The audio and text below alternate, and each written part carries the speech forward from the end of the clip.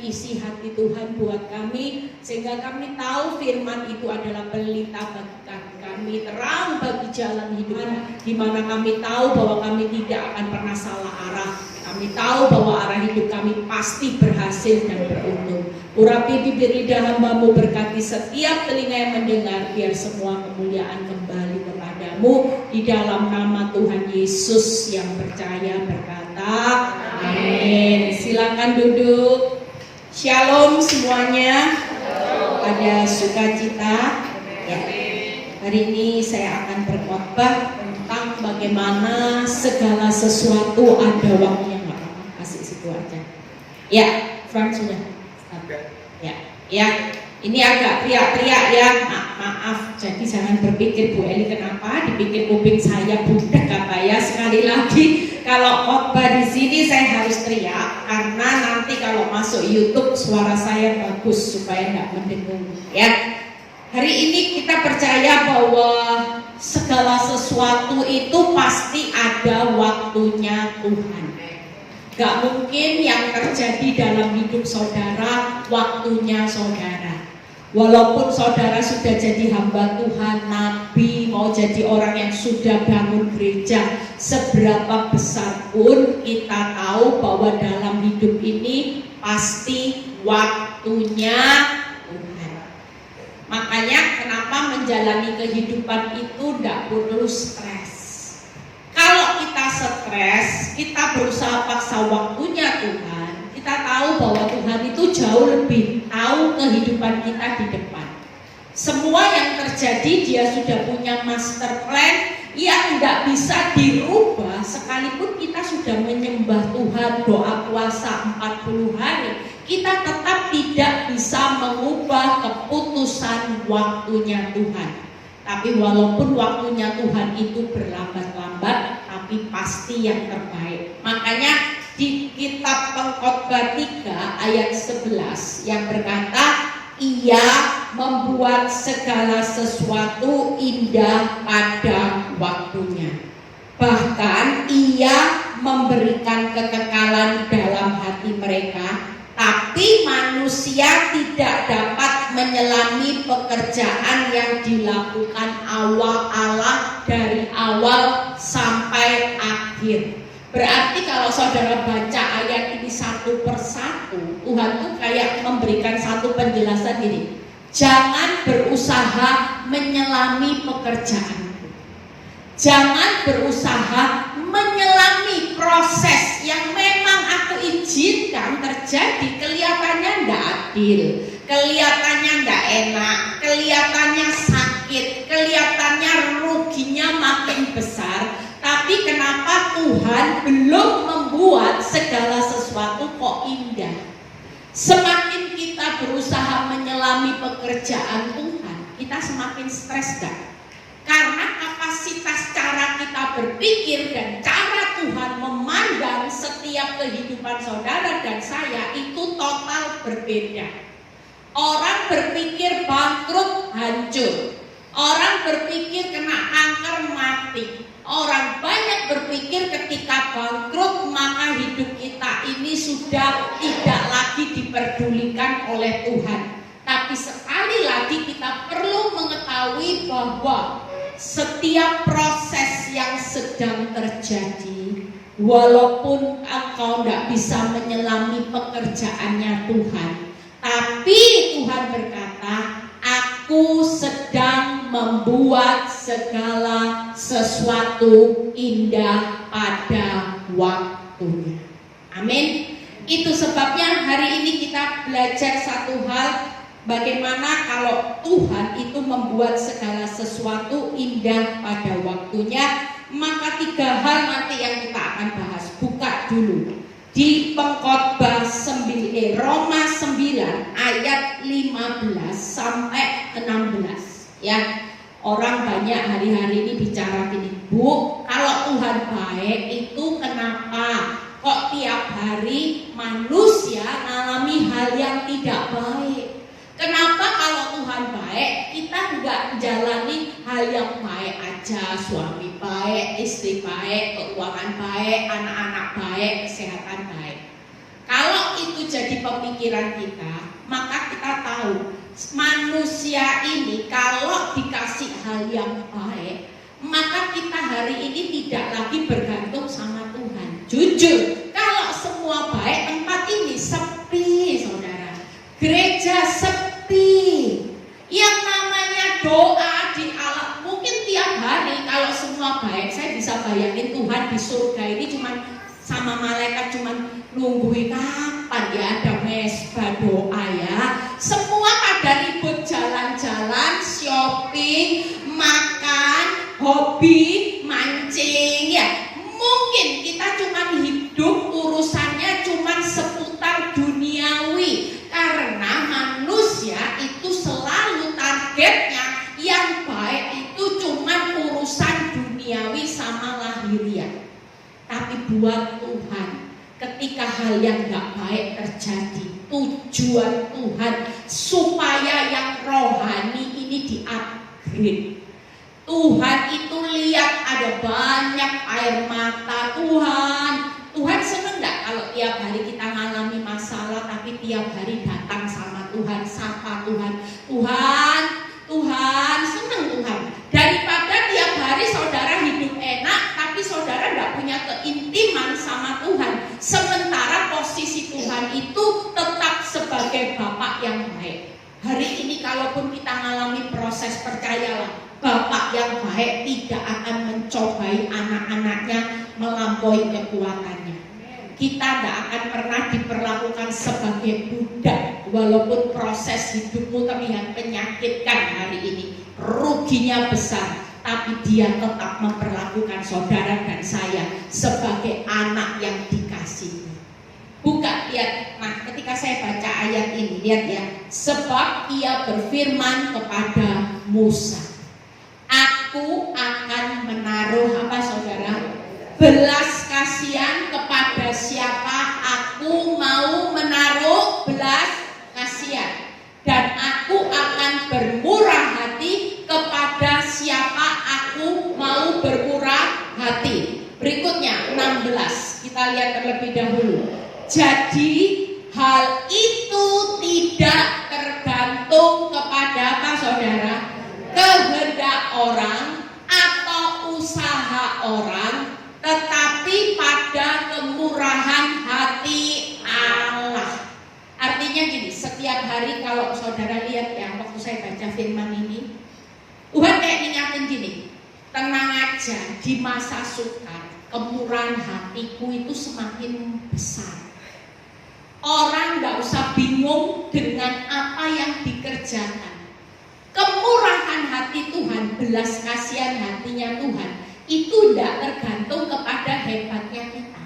Kita harus cari hutang online dulu, baru kita sukses keluar dari masalah. Kita pinter dulu, kita hari ini harus lihat bukti baik dulu, baru kita bisa berkata kita ini keluar dari masalah. Tapi sekalipun hari ini kita melewati masa yang sulit, pekerjaan Tuhan tidak bisa diselami. Kenapa Bu tiba-tiba saya kanker? Kenapa Bu tiba-tiba saya hari ini tokonya sepi, harus disita bank dan sebagainya. Tapi percayalah, Tuhan mengingatkan setiap kita hari ini, apapun yang terjadi di hari-hari ini, sambil kita menunggu waktunya Tuhan, tapi kemurahan hati Tuhan itu sedang terjadi, bukan tergantung kepada kehendak orang atau usaha orang. Hari ini kau tidak perlu hebat untuk jadi sukses, tapi kalau kemurahan hati Tuhan, belas kasihan hati Tuhan itu ada buat setiap saudara dan saya. Orang yang gagal total sekalipun bisa jadi orang yang sukses luar biasa. Makanya saya ajarkan firman ini hari-hari ini kalau doa, cuma ngomong aja, Tuhan, aku minta kemurahan hatimu atas usahaku yang bangkrut, atas rumah tanggaku yang hari ini hancur. Aku minta kemurahan hatimu. Orang gak perlu hari ini, kalau firman berkata bukan tergantung pada usaha orang, berarti kita perlu usaha. Kita hari ini harus putar otak, hutang tabrak sana tabrak sini. Hari ini kita cuma minta kemurahan hati Tuhan, belas kasihan. Kalau Tuhan masjul Lazarus yang sudah mati busuk itu bangkit seketika karena hati Tuhan masjul. Kenapa? Karena Maria dan Marta hari itu mengambil hatinya Tuhan.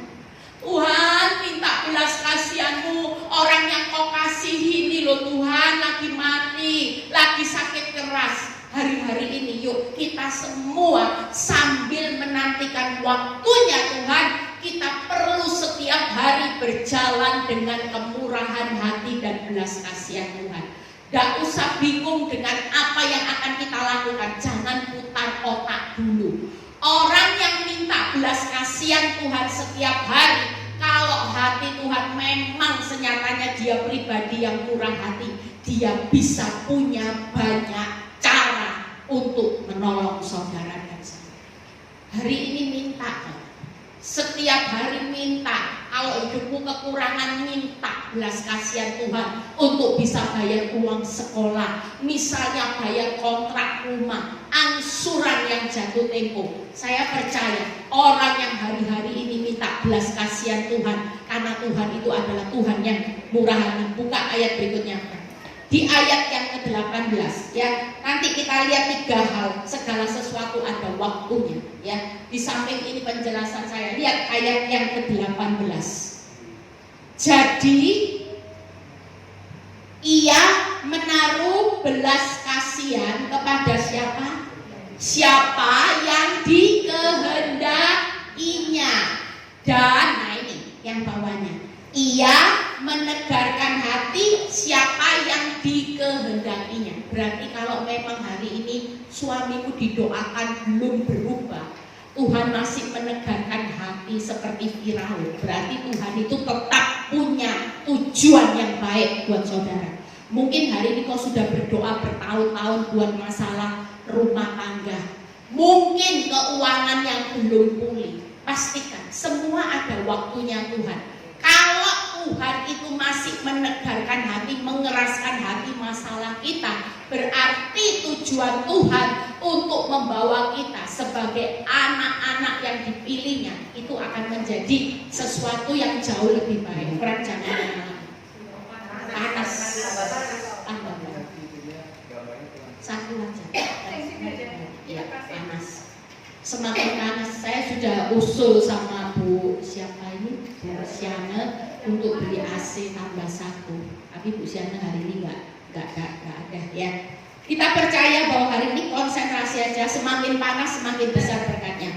Moga-moga bulan depan kita Natalan ya, kita sudah punya AC yang baru ya, supaya nanti kalau Natalan ada orang ya, saya berusaha bulan depan saya akan ingatkan Bu Siana, karena Bu Siana lagi sibuk urusan bisnis, dia lupa pasang AC lagi 1 ya. Kita percaya saudara konsentrasi dulu di sini supaya saudara lihat ya. Jadi yang pertama, nah yang kedua, kenapa segala sesuatu ada waktunya? Saudara kalau baca di Wahyu 3 ayat 7 sampai 8 ya. Wahyu 3 ayat 7 sampai 8. Kita baca sama-sama. Dan tuliskanlah kepada malaikat jemaat di Philadelphia, inilah firman yang dari yang kudus dan yang benar, yang memegang kunci Daud. Apabila ia membuka, tidak ada yang dapat menutup. Apabila ia menutup, tidak ada yang membuka. Sampai di situ dulu. Jadi hari ini kita tahu kita tidak bisa paksa waktunya Tuhan untuk paksa buka pintu. Kalau memang dia yang menutup, tidak ada yang bisa membuka. Hari ini kalau pintu usahamu masih ditutup, pintu pemulihan, ya sabar aja di ruang tunggunya Tuhan. Tidak usah lari kemana-mana, tidak usah bingung cari pertolongan A, B, C, D, keluar dari prosesnya Tuhan. Sabar aja di ruang tunggunya Tuhan, sampai tiba waktunya Tuhan akan membuka pintu. Selama pintu itu ditutup, firman jelas berkata, tidak ada yang dapat membuka. Yang ketiga, buka di 1 Petrus 5 ayat 6. Hari ini 3 hal yang akan saya bahas. Bagaimana kehidupan saudara saudara perlu paksakan diri. Hai jiwaku, jadilah tenang. Karena segala sesuatu tetap ada waktunya. Kalau Tuhan masih mengeraskan hati, ya tidak ada yang bisa hari ini membuka semua ini. Kalau Tuhan hari ini belum membuka hati suamimu, masih dikeraskan, ya kita tetap sabar menantikan. 1 Petrus 5 ayat 6. Karena itu rendahkanlah Pak Saudara dirimu di bawah siapa? Tangan Tuhan yang kuat, supaya kamu ditinggikannya pada apa Saudara? Waktunya. Jadi yang mau cepet kaya, sukses, ya tanpa tangan Tuhan sia-sia. Mungkin tangan kita sendiri bisa buat kita sukses dalam waktu yang instan. Tapi percayalah, kalau bukan tangan Tuhan, suatu kali kesuksesan itu cuma sesaat, tapi nanti akan hancur. Tapi kalau sudah waktunya Tuhan, kita merendahkan diri, walaupun dihina ya Tuhan, tidak apa-apa. Waktu kita mau direndahkan orang, disakiti orang, dikhianati, difitnah, kita hari ini membuka diri kita untuk tetap jadi pribadi yang rendah hati. Percayalah, suatu kali kita tidak akan terus ada di bawah untuk diinjak-injak, untuk direndahkan. Suatu kali kita pasti ditinggikannya pada waktunya. Kalau Tuhan sudah mengangkat saudara dan saya, tidak ada satupun yang bisa merendahkannya. Mau tangan manusia berapa ratus berusaha menjatuhkan hidupmu, kita cukup butuh satu tangan Tuhan, kita pasti lihat kemenangan yang luar biasa. Buka PowerPoint-nya, segala sesuatu ada waktunya ya. Saya 3 poin cepat kok. Nah, yang pertama yaitu bukan ini. Minta belas kasihan Tuhan. Nah ini saudara, hari ini belajar mintanya 3 hal ini. Saudara ada di posisi mana?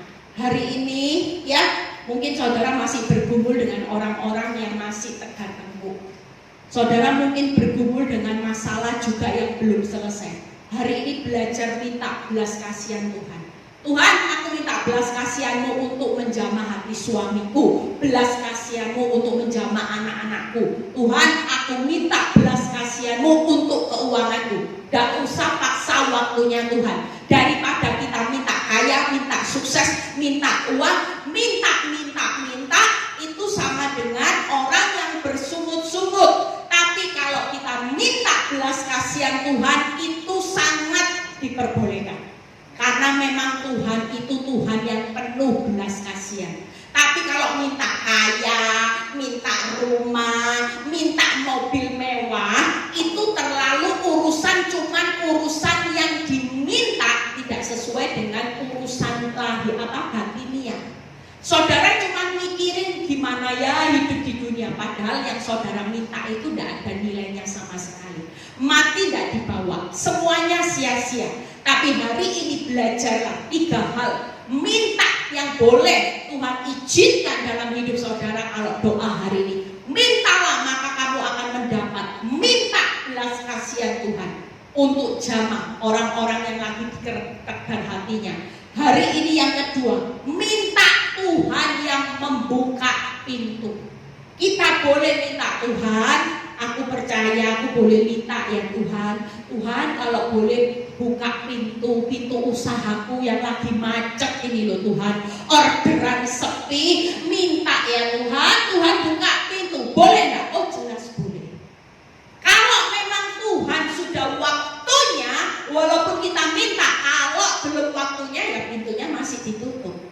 Kalaupun kita minta belas kasihan Tuhan, kalau Tuhan masih menegarkan prosesmu, ya tetap sabar. Tapi intinya daripada kita minta kaya, minta ini ya. Ada banyak ibu yang sakit hati sama pelakor. Dia bilang gini, Bu, boleh nggak saya minta supaya Tuhan cepat hukum pelakor, supaya cepat Bu hari ini dihukum supaya cepat kena sakit kanker. Nah itu nggak boleh. Meminta sesuatu yang tidak boleh itu ketika kita salah berdoa. Kalau mintanya untuk penghukuman, penghakiman, kita tidak berhak, karena yang berhak melakukan penghukuman, penghakiman itu tetap haknya Tuhan. Yang kita bisa lakukan hari ini, kalau memang segala sesuatu ada waktunya dalam doa, mintalah belas kasihan, mintalah Tuhan membuka pintu, minta Tuhan yang mengangkat kita. Jelas, karena Tuhan sendiri berjanji, jika aku yang sudah meninggikan hidupmu, tidak ada satupun yang bisa merendahkan. Hari ini percayalah, dengan kata minta tiap 3 hal ini, kita percaya kita adalah orang-orang yang akan melihat banyak pintu nanti Tuhan buka. Ada banyak yang masih dikeraskan hati, ditegarkan hati, karena belas kasihan Tuhan kita pasti melihat mujizat. Amin. Kita belajar dari seorang Lazarus, bagaimana ketika Maria dan Marta minta belas kasihan Tuhan atas Lazarus yang sudah busuk. Di situ mujizat terjadi dalam seketika dan sekejap. Amin. Yang ketiga, minta Tuhan angkat kita. Jadi hafal ya, 3 ini gampang ya. Pulang dari tempat ini, praktek saudara. Saya percaya hari-hari ini Tuhan sedang memberikan belas kasihannya. Dia tetap mau punya kehendak membuka pintu, dan dia tetap mau mengangkat saudara hari-hari ini. Amin. Nah, satu persatu kita lihat bagaimana kalau Tuhan itu belas kasihan. Apa sih yang Tuhan mau kalau kita hari ini minta belas kasihan? Di Yakobus 5 ayat 11. Kita tekun aja. Makanya saya ajari setiap jemaat, jangan pernah hari ini cari Tuhan itu cuma Senin, Kamis, Sabtu, Minggu. Selebihnya saudara hari ini anggap Tuhan itu bukan pribadi yang perlu, sangat penting, jauh lebih penting cari uang daripada cari Tuhan. Nah, ini pemikiran yang salah. Lihat apa yang dikatakan Yakobus 5 ayat 11 ya. Saudara percaya orang yang minta belas kasihan Tuhan setiap hari pasti ngalami seperti apa yang Ayub alami. Sesungguhnya kami menyebut apa saudara? Mereka berbahagia, yaitu mereka yang telah apa saudara? Bertekun. Hari ini minta belas kasihan Tuhan itu perlu ketekunan. Terus setiap hari, Tuhan aku minta belas kasihan. Saya lagi ngajari ibu-ibu, bapak-bapak yang lagi bergumul, baik itu tentang suami, istri, anak-anak. Saya lagi berdoa, saya lagi ajari supaya terus tiap hari minta belas kasihan. Hati suami belas kasihan sama istri dan anak, minta Tuhan juga belas kasihan sama suami. Itu pasti nanti lihat ya, kalau Tuhan sudah belas kasihan dan orang yang sudah dirubah oleh Tuhan, belas kasihan ini hanya kepada istri dan anaknya, percayalah mujizat besar pasti terjadi. Daripada doanya cuma minta Tuhan hukuman suamiku, buat bangkrut, biar setruk, itu doa yang tidak berkenan. Itu orang yang salah berdoa. Tapi kalau kita minta belas kasihan Tuhan, itu doa yang benar-benar akan menggugah hati Tuhan yang belas kasihan untuk memulihkan hidup, rumah tangga, keuangan saudara. Lihat ya, kamu telah mendengar apa saudara? Tentang ketekunan Ayub, dan kamu telah tahu apa yang pada apa saudara? Akhirnya, berarti waktu Tuhan ya. Pada akhirnya waktu Tuhan, disediakan Tuhan, berarti waktu Tuhan. Karena apa saudara? Tuhan maha apa saudara? Penyayang dan penuh belas kasihan. Hari ini kalau saudara minta belas kasihan Tuhan, siapa saudara? Maha penyayang dan penuh belas kasihan. Kira-kira kalau kita minta belas kasihan Tuhan dari Tuhan yang maha penyayang dan penuh belas kasihan, hasilnya pasti baik kan? Hasilnya dari saudara yang minta, kita pasti tahu pada akhirnya apa yang Tuhan sediakan buat Ayub. 3 hal saudara. Hari ini ayat ini sering saya ulang dalam khotbah saya, karena ayat ini punya makna yang bagus. Kalau kita lihat, kira-kira kalau ada manusia di dunia ini ngalami seperti Ayub, Saudara mungkin nggak bisa menyelami pekerjaan Tuhan dari awal. Kenapa Ayub yang sudah saleh, taat, menjauhi kejahatan, jujur, hidupnya bonyok dalam segala aspek? Orang nggak bisa menyelami pekerjaan Tuhan dari awal, tapi pada akhirnya orang akan bisa lihat ternyata Tuhan yang penuh belas kasihan dan maha penyayang. Buka PowerPoint-nya. Tetap menyediakan sesuatu pada waktunya Tuhan. Dia menjadikan segala sesuatu indah. Ternyata di balik proses hancurnya Ayub, dia tetap menikmati rencana Tuhan yang besar. Ada pengembalian lipat dan dia menikmati kebahagiaan sampai anak cucu. Hari ini yuk, jangan terus tekun cari hutang online. Jangan terus tekun putar otak terus gimana keluar dari masalah. Segala sesuatu ada waktunya Tuhan. Kalau ada waktunya Tuhan, jangan tekun cari uang terus memperkaya diri. Percayalah, hari ini kalaupun kita boleh cari uang, bukan berarti semua harus tutup toko, enggak saudara. Tapi maksud saya gini, kalau memang toko ini sudah didoakan, tiap hari dibuka, suapin, apa yang perlu kita lakukan? Tekun cari Tuhan, cari belas kasihan Tuhan. Tangkap ya saudara. Hari ini sesuatu yang saya dapat minggu-minggu lalu ketika saya bangun pagi, saya baca firman. Tuhan ingatkan diri, hidupmu hanya oleh belas kasihan, tidak tergantung dari usahamu atau kehendakmu, tapi kehendakmu sebagai Bapa yang maha penyayang dan penuh belas kasihan. Aku sudah menyediakan apa yang terbaik pada waktunya. Di akhir perjalanan hidupmu, aku akan tetap memberikan satu hal. Rencana rumah tanggamu yang gagal hari ini aku tutup dengan rencanaku yang terbaik. Apa yang hilang akibat proses dan kau tetap tekun minta belas kasihan sama aku pasti kembalikan lipat di depan. Bahkan kau akan melihat kebahagiaan sampai anak cucu. Kelihatannya simpel ya, tapi minta belas kasihan Tuhan itu dahsyat saudara. Saya waktu ngerti rahasia firman, saya langsung praktek. Tiap hari saya gak pernah minta apapun, saya terus tiap hari berkata, minta belas kasihanmu Tuhan, suamiku, anak-anakku, usahaku Tuhan, minta belas kasihan Tuhan. Amin. Yang kedua, yuk lihat bagaimana kalau satu ayat lagi kita selesai. Kalau pintu Tuhan yang terbuka, buka PowerPoint-nya ya. Bagaimana Wahyu 3 ayat 7 tadi kita baca. Nah, waktu kita lihat bagaimana kalau memang kita belum waktunya Tuhan buka pintu, saudara tetap sabar di ruang tunggunya Tuhan. Nah, apa yang akan terjadi kalau Tuhan sudah membuka pintu, maka banyak pintu akan terbuka. Tenang aja. Memang kelihatannya di ruang tunggunya Tuhan sudah sabar, ngampuni Tuhan, puasa 40 hari kok tambah parah, enggak apa-apa. Itu belum waktunya Tuhan. Kalau Tuhan masih nutup, mau doa puasa bisa buka pintunya Tuhan enggak? Mau hari ini kita pelayanan, kita khotbah, kita bisa jadi orang hebat, bisa enggak sogok Tuhan untuk buka pintunya Tuhan? Enggak bisa.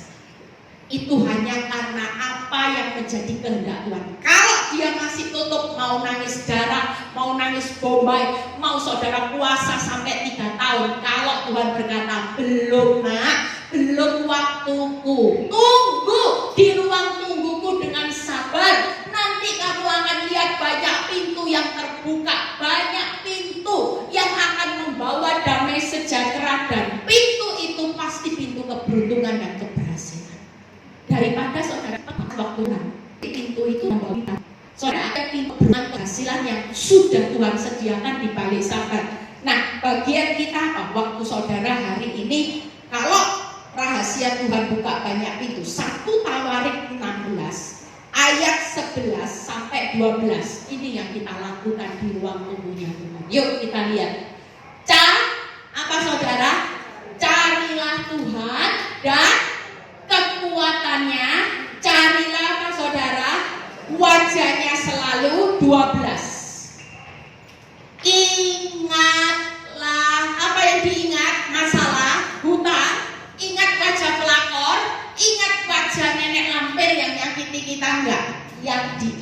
di ruang tunggunya Tuhan hanya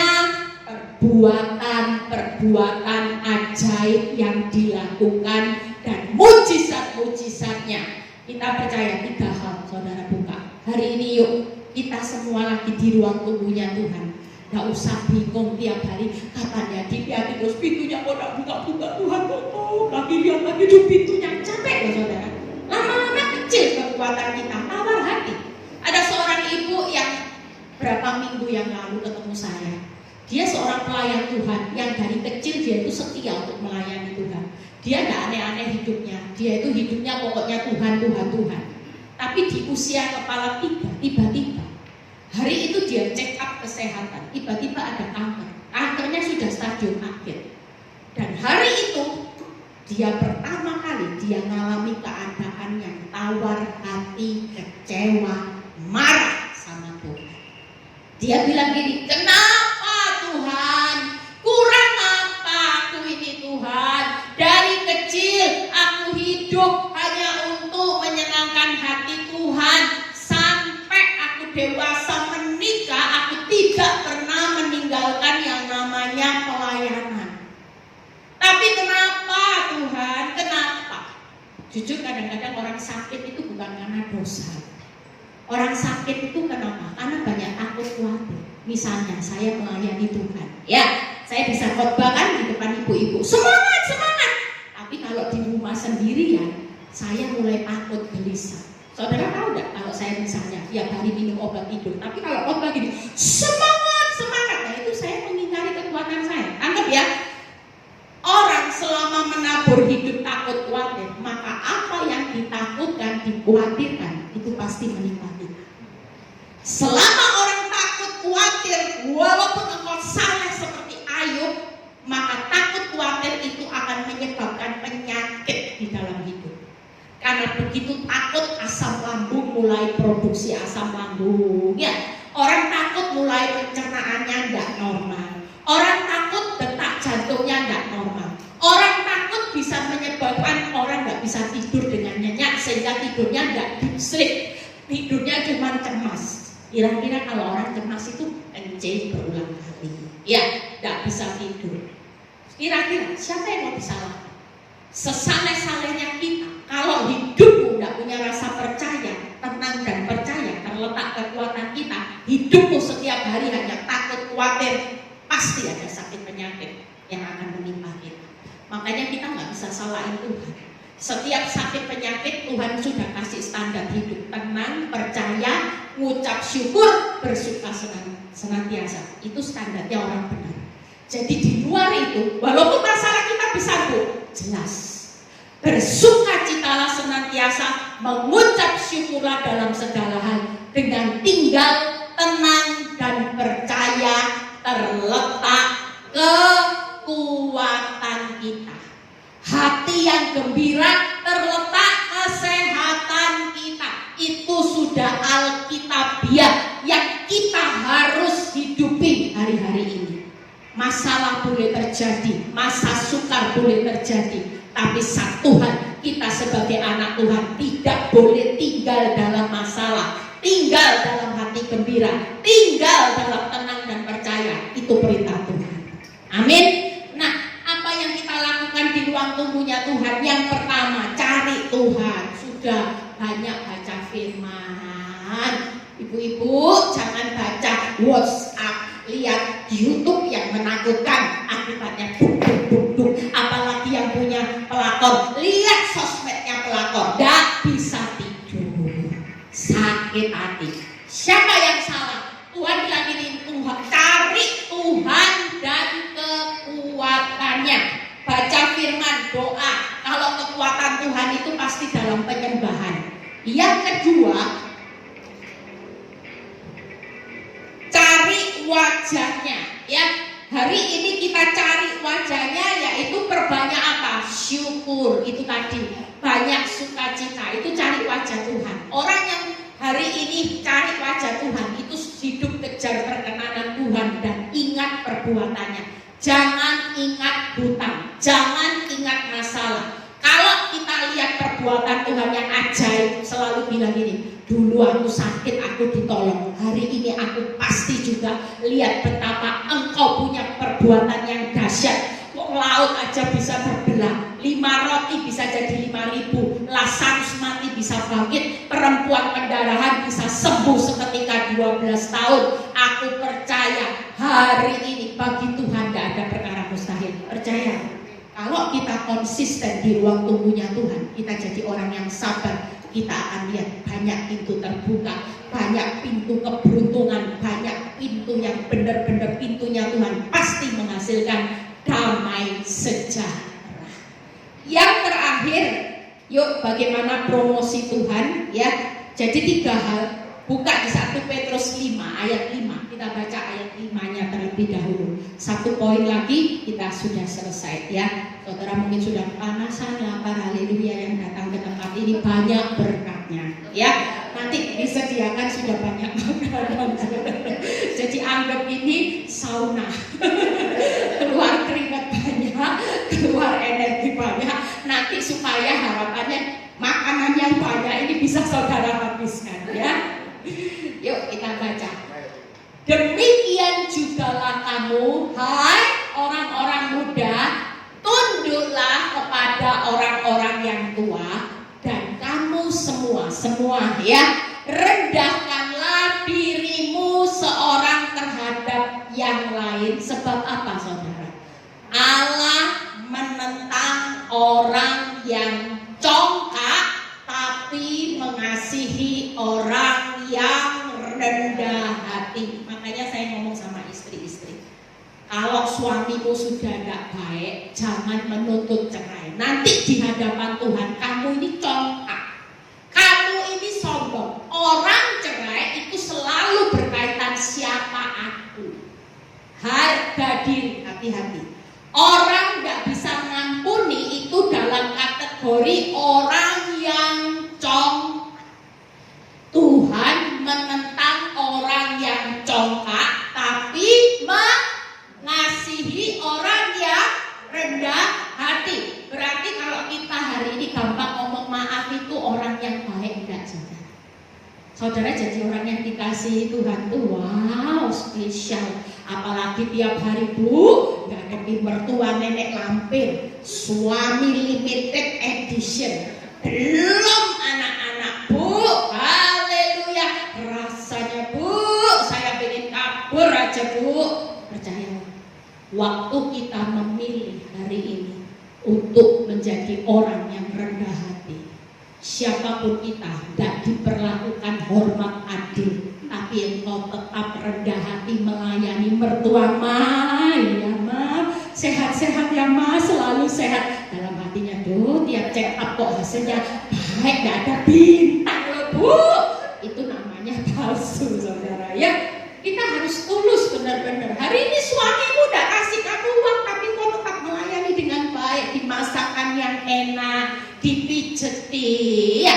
Punya ipar yang jealous, iri hati sama hidupmu, tapi engkau tetap melayani iparmu dengan baik, melayani mertuamu dengan baik. Istri suami saling menghormati. Percayalah, kalaupun suamimu makin merendahkan, mertuamu makin merendahkan hidupmu, tapi satu hal Tuhan berkata, aku mengasihi orang-orang yang rendah hati.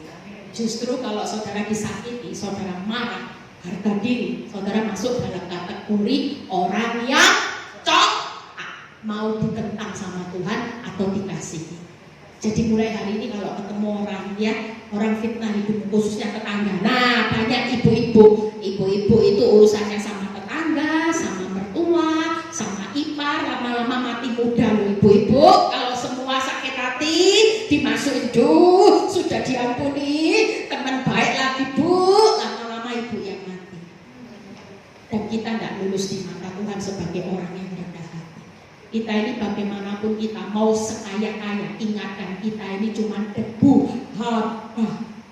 Kita tidak lebih pintar dari siapapun. Debu, ingatkan, orang kaya, mau kaya raya, mau cantik, mau kaya seperti apapun, kita ini cuma debu. Matinya bukan berarti kalau orang kaya matinya berubah jadi emas, kan enggak? Ya, mau orang kaya, konglomerat, coba matinya jadi apa saudara? Semua jadi debu. ngomong bilang dalam hatimu kamu debu aja, besok kalau mati ya jadi debu loh. Sama dia walaupun kaya punya rumah 10, kalau saudara punya rumah 1, sama enggak? Sama. Debu saudara, kita ini cuma debu, makanya nggak boleh sombong. Nah, yang Tuhan mau hari ini bagian kita, kalau saat ini direndahkan, kepingin diangkat Tuhan, buka PowerPoint ini. Nah itu, rendahkan dirimu di bawah tangan Tuhan yang kuat, supaya kamu ditinggikannya pada waktunya. Kalau belum waktunya Tuhan, kita diproses, diinjek-injek, rela sudah. Kasih hidupmu, diinjak, dihina, ya sudah Tuhan. Suatu kali kalau sudah waktunya, kalau aku Tuhan yang angkat, tidak ada yang bisa merendah. Ada kesaksian seorang ibu yang dulu jual nasi uduk, ya, dihina sama ipar, sama mertua. Dia tetap setia sama mertua, sama ipar, sampai pada akhirnya Tuhan membalik semua keadaan. Yang jual nasi uduk bisa jual rumah ratusan unit. Hari ini dia dibawa Tuhan terbang tinggi. Ipar sama mertuanya datang minta kerjaan sama dia.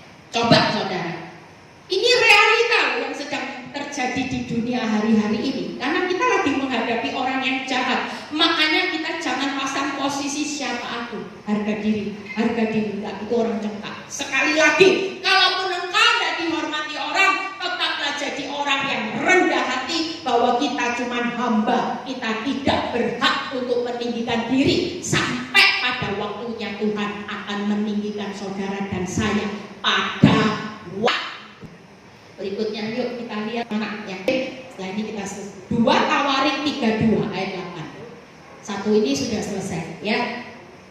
2 Tawarik 32 ayat 8. Nah, buka ayat ini, ayat yang benar-benar terakhir. Setelah itu kita tutup dalam doa ya. Saudara boleh minta 3 ya. Habis ini kalau doa minta 3 hal ini. Selama 3 hal ini saudara minta ini aja, gak usah minta cepat kaya, cepat selesai. Kalau belum waktunya Tuhan, percuma, nanti banyak kecewa. Minta-minta kok Tuhan gak jawab, minta-minta kok Tuhan gak jawab. Percaya, minta belas kasihan Tuhan, minta pintunya terbuka, dan minta Tuhan yang angkat hidupmu pada waktunya. Semuanya Tuhan pasti kasih. Karena itu memang firman Tuhan berkata, yang menyertai dia adalah apa saudara? Tangan manusia, tapi yang menyertai kita adalah siapa? Tuhan Allah kita yang membantu kita dan melakukan peperangan. Hari ini tidak usah takut, kita semua ada di bawah tangan Tuhan yang kuat. Tangan Tuhan yang kuat sedang membantu orang-orang yang direndahkan. Tangan Tuhan yang kuat sedang melakukan peperangan untuk membawa orang yang dihina, disakiti hati, itu akan dibantu. Bahkan Tuhan akan menjadikan saudara dan saya keluar lebih dari pemenang. Sekalipun hari ini kau benar-benar kalah. Ada banyak ibu yang berkata, Bu, saya di pengadilan karena suami saya suap jaksa hakim. Saya langsung diputus cerai, Bu. Kesalahan ditimpa saya semua. Saya cuma bilang, Bu, enggak apa-apa. Hakim, hukum dunia bisa berlaku curang, tapi bukan hukum Allah.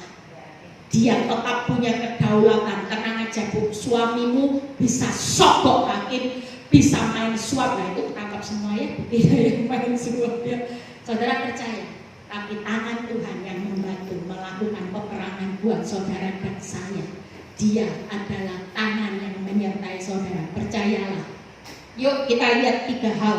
Bagaimana kalau kita disertai tangan Tuhan. Gak usah marah sama orang yang sakiti hidupmu. Gak usah marah sama orang yang menjajah hidupmu. Orang yang memperlakukan gak adil. Kenapa? Karena kita tahu bahwa hari ini tangan Tuhan sedang bekerja. Tangan Tuhan yang kuat sedang meninggikan. Dia sedang membantu melakukan peperangan. Dia sedang meninggikan saudara. Dan tangan Tuhan cukup mengalahkan 1000 tangan yang akan menjatuhkan saudara dan saya. Jadi kita tidak perlu banyak tangan ya.